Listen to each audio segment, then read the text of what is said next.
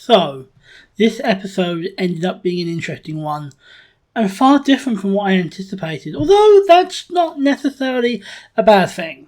The guide wants us to take a massive, and I do mean massive, detour from what we're actually doing, and while that feels a bit weird, it also does mean we're going to go and see a bunch of new places, do a bunch of new things, and just see a whole lot more new stuff, which is always cool.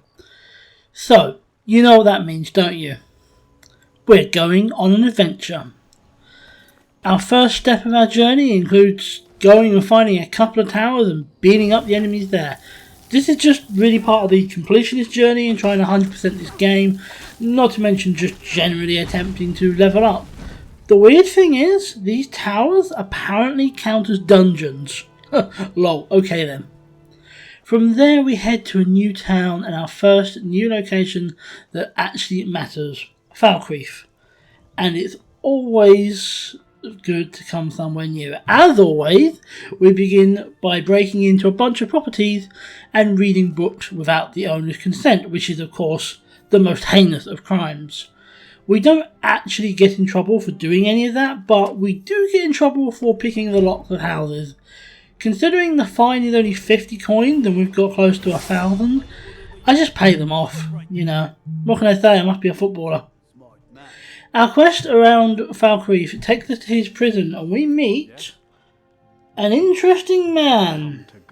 Specifically, a child murderer, which is of course our favourite kind of person. But we also learn it wasn't really his fault because he's a werewolf, and a cursed one at that. We take the ring that cursed him with the intention of trying to free him from his curse, and he then escapes with his magical werewolf powers. As you do. Our quest to get hold of the person who cursed our werewolf friend wants us to hunt down and kill a white stag. Apparently he wants that, I don't know. So, you remember how I'm shite with a bow, right? Yeah, I'm really fucking shite with it, and my god did it show. What's weird though is I decided to rest for an hour because it was the quickest way to recover stamina. And when I did, the stag was just standing there. Then naturally I just beat him to death. And then he reappeared as a spirit, but it's not him, it's her sign. I know I said that wrong. And it's the spirit of the stag that we just killed. Right, sure. Anyway, he tasked us to kill our werewolf friend. And we don't exactly know how to progress the quest without agreeing to this, so we just agreed to it.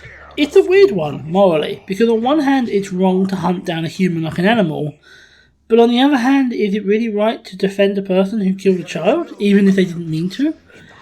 I actually don't know what to do here.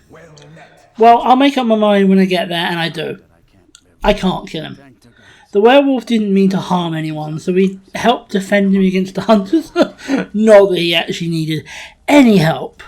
And we head outside and we find the spirit that we have just betrayed, but apparently it's okay that we betrayed him because he's amused. And quest complete, everyone happy. I'm not complaining, I'm just really confused. Well, let us set aside our confusion for a bit, because we hopped in a carriage and headed off to Markarth. Okay, so I don't actually know if that's impressive or cool, or just a bit shit. But hey, I'm here now and it actually does look pretty cool. As always, we begin our journey of breaking into houses and finding books and levelling up and all that jazz, and then we find an abandoned house that may have a Daedra in it. What exactly is a Daedra? Okay, so we're never actually told, we're just roped into coming into the house and helping out, which I guess is okay, you know, until the house starts talking, and then starts throwing things at us, and then convinces the priest that comes with us to try and kill us, even though he had no real reason to do so. Once we dispatch the pathetic and perilled priest, we head down further and find an altar that traps us but also talks. Well, it wants us to bring him another priest to sacrifice, and I guess that he's got us trapped and can kill us immediately. We ain't got much choice. The journey will be long though, so we head from place to place, visiting the local sites as we go towards a priest, as a typical tourist might. Finding a lover's stone? Well, maybe this will be used later, but not right now. Next up is Ragnarok, though I definitely said that wrong, and this is guarded by skeletons. Fortunately, they're no match for us. Alas, though, this is not where our issues end, because they're also inside, and they're hard, and they keep killing us. I managed to get down to the crypt, but now there's too many of them. They're too strong. I honest to God do not know how to get out of here. I do not know how to survive. Will I? You'll have to find out next time.